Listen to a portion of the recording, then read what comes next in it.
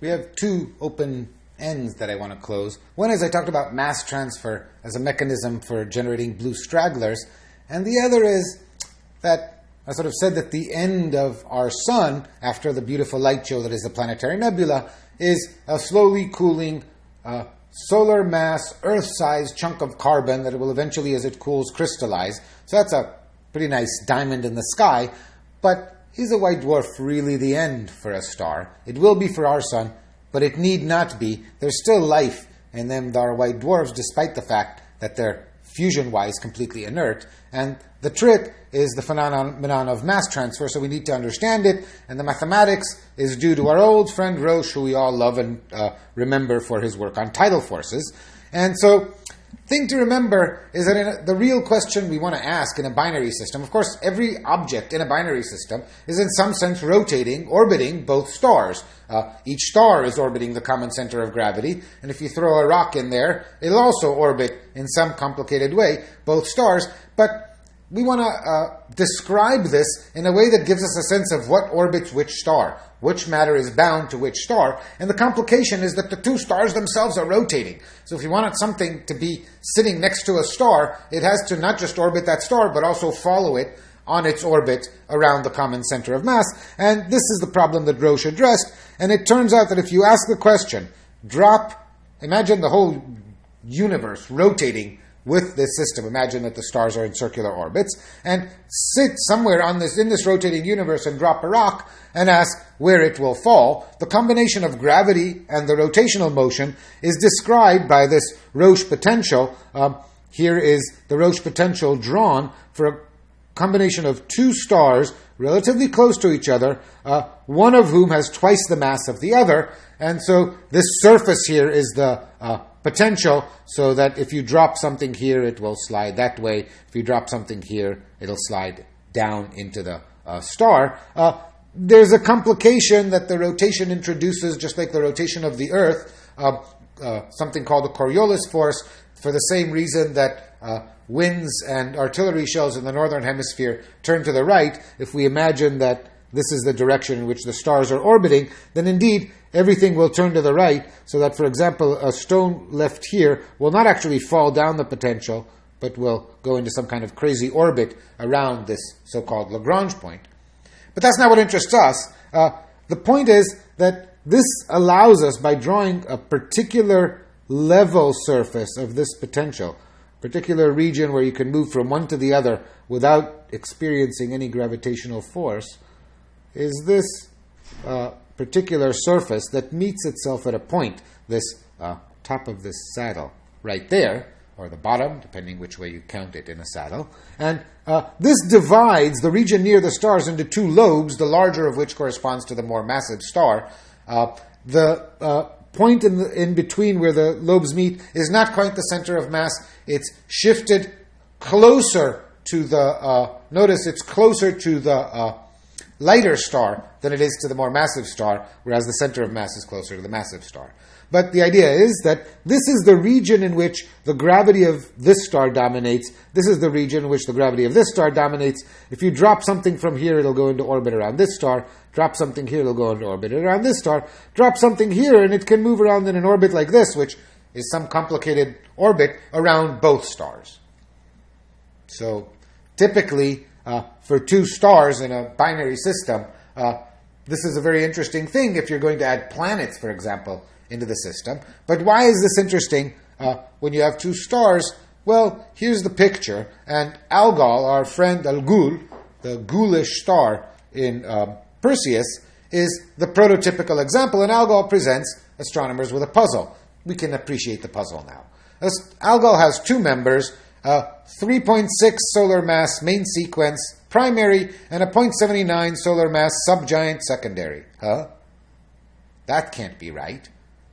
The reason it can't be right is because the two members of a binary would have formed from the collapse of the same cloud absorbing the angular momentum.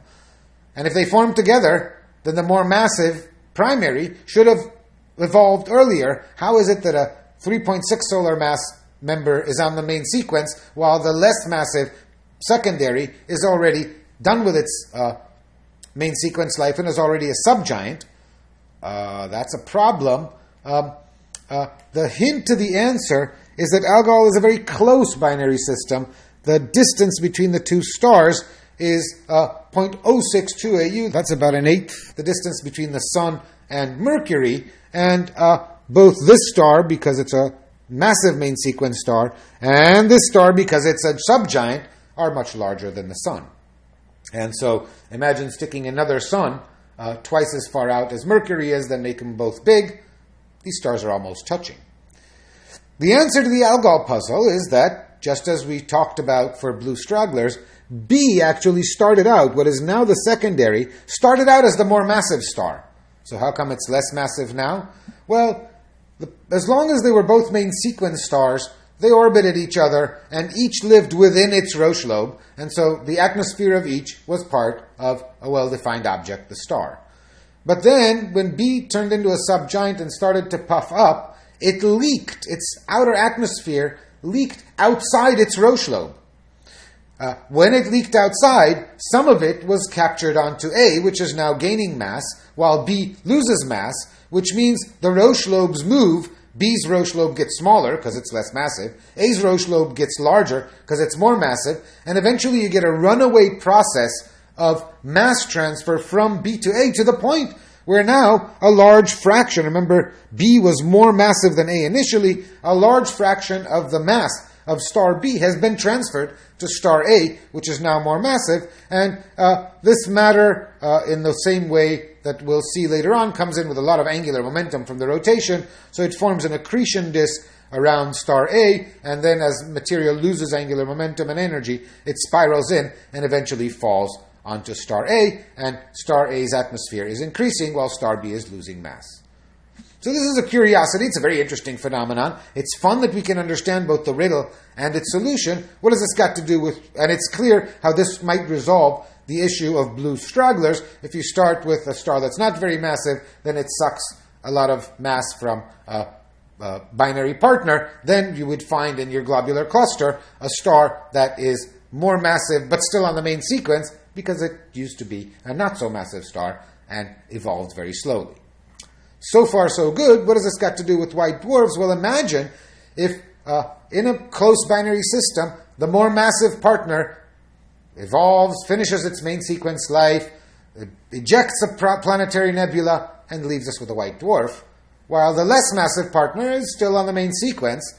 Eventually, the less massive partner also will bloat up and become a giant, and when it becomes a giant, the less massive partner now might extend past its Roche lobe, and this time its partner is a white dwarf.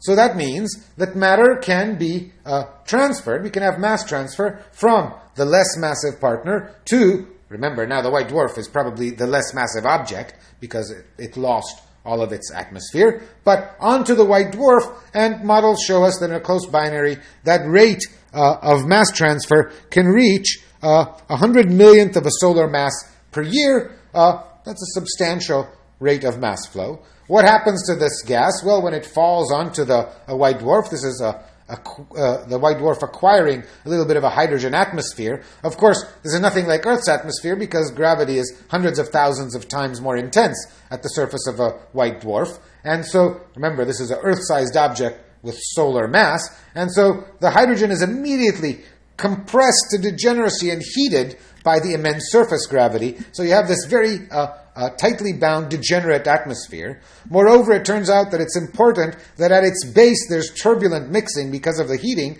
and that enriches the gas with carbon, nitrogen, oxygen, the materials out of which the white dwarf is made.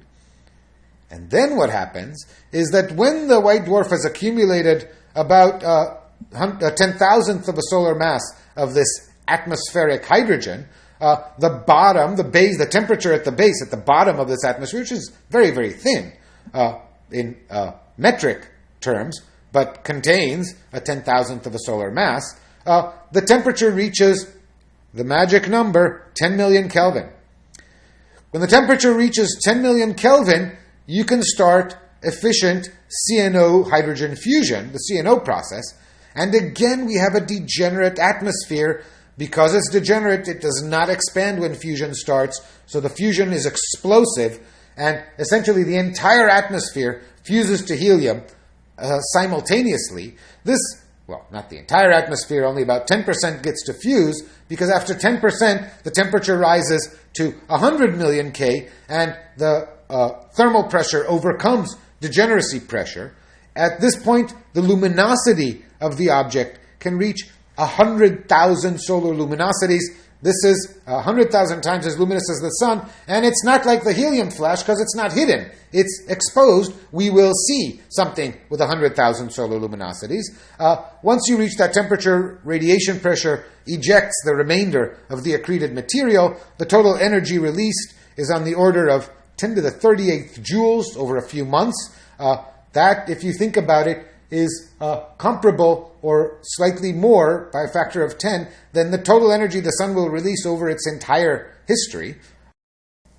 And this can recur, when mass reaccumulates. So novas can recur every 10,000, a few tens of thousands of years. And this ejected matter initially glows at about 9,000 Kelvin, so it has a characteristic high-frequency light signal. And these novae are pretty common. We see a few per year in the Milky Way, but we don't see far into the Milky Way because of dust obstructions. We see better into, say, our neighboring Andromeda galaxy, M31, and there are about 30 novae per year detected in M31, and the citizen scientists are instrumental in discovering these as well, the variable star observers. Here's a visible light image of a nova that exploded in Cygnus in 2010, and so this is 3 days prior, and this is 3 days later. You see why the name nova was given. If the star was too dim to be visible before, this presumably is not the white dwarf but its partner, but a star could be too dim to see, and then suddenly it's 100,000 solar luminosities. You certainly notice that object at great distance. Nova for new star. These novae leave behind interesting remnants that are being carefully studied. All this structure in the ejecta. This is the ejecta still glowing many years after the nova exploded, and in the center the white dwarf is getting ready to do it again. And so white dwarf need not be the end of the road if you have a partner to mooch off of. Now, this brings up an even more interesting possibility. Nova is a very cool object and very interesting and brilliant, but there's something even more exciting, which goes under the name supernova. What is super about a supernova? Well, supernova is the answer to the question, a type 1a supernova, is the answer to the question, well, wait a minute, so accretion is adding to the mass of a white dwarf. What happens if you add so much mass that it exceeds the Chandrasekhar limit? Remember, a white dwarf cannot have a mass more than 1.44 solar masses. It would collapse. As modeling, and this is a difficult problem, shows, the mass of a white dwarf never doesn't exceed 1.44 solar masses. As the mass becomes close to the Chandrasekhar limit, the white dwarf compresses. Remember, at 1.44 solar masses, it would have zero radius and zero volume. So as the mass increases, pressure and temperature in this compressed, degenerate carbon-oxygen object are increasing, and eventually a turbulent convection phase starts out that leads to the ignition of carbon fusion. And again, you're in degenerate matter.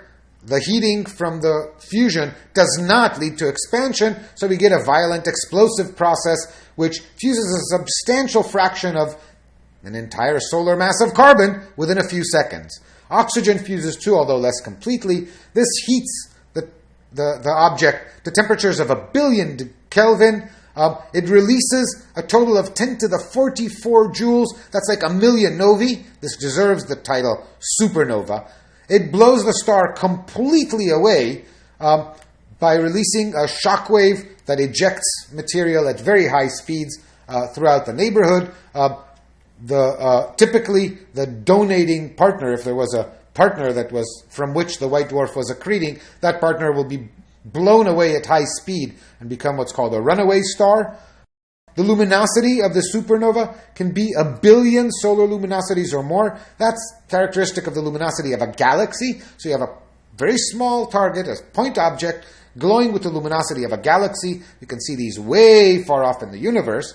And they're characterized by a spectrum that has absorption lines of silicon, which is found inside the white dwarf and is formed by fusion, but very few hydrogen and helium lines, because this was formed in an object which is essentially carbon, nitrogen, and oxygen.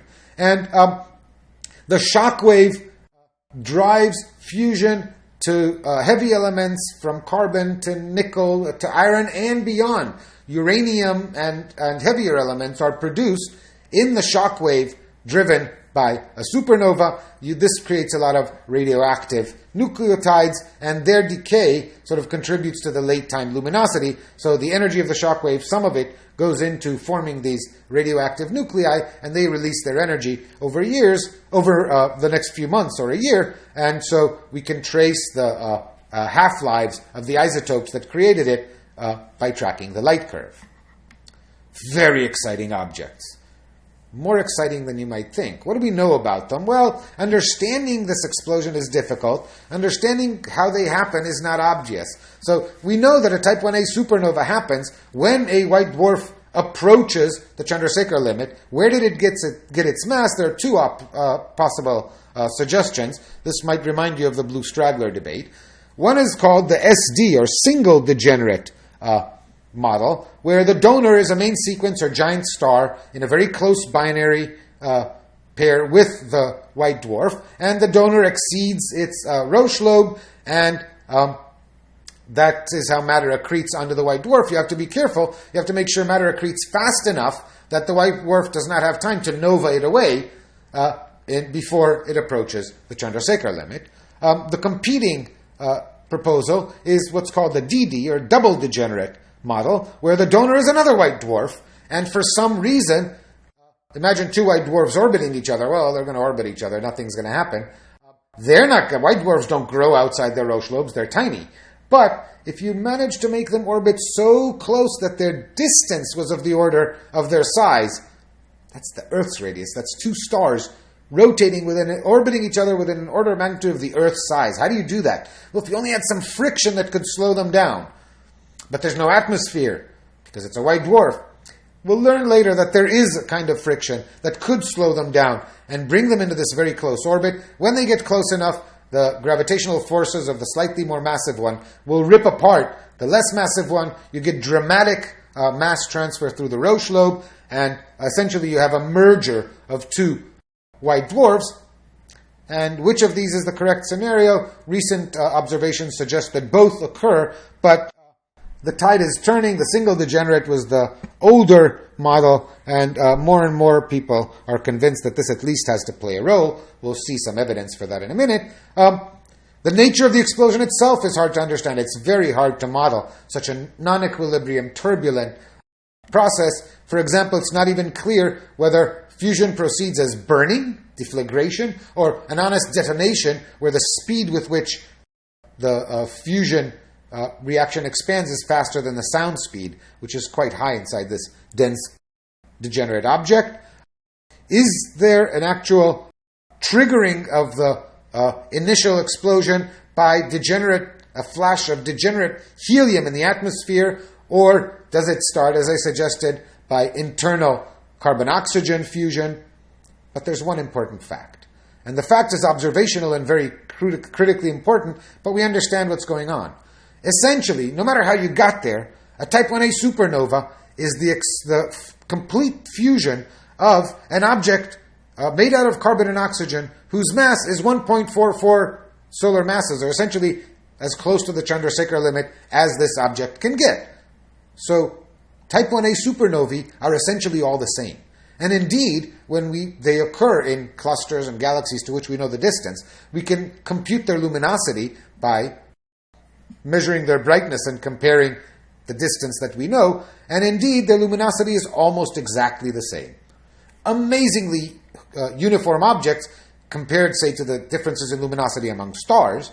And in fact, if you make some corrections based on the shape of the light curve, then you can actually use these things as standard candles. Here's how you build a standard candle. Here are the light curves of several supernovae. You can see that this one was considerably more luminous than that one.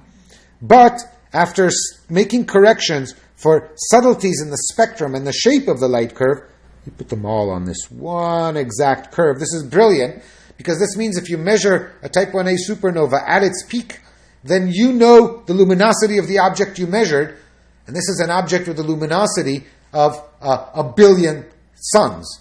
So you can see these things way far off in the universe. These are measuring sticks for large distances, and much of what we've learned about the structure of the universe at large distances is due to this understanding of type 1a supernovae being a standard candle.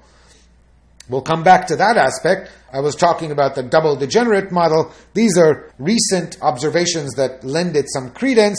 The image on the left is a beautiful image of the remnant of a supernova, and what is observed is that we can pinpoint the direction in which we should have seen the white dwarf remnant. The partner remnant, had there been a partner, the white dwarf blew itself apart.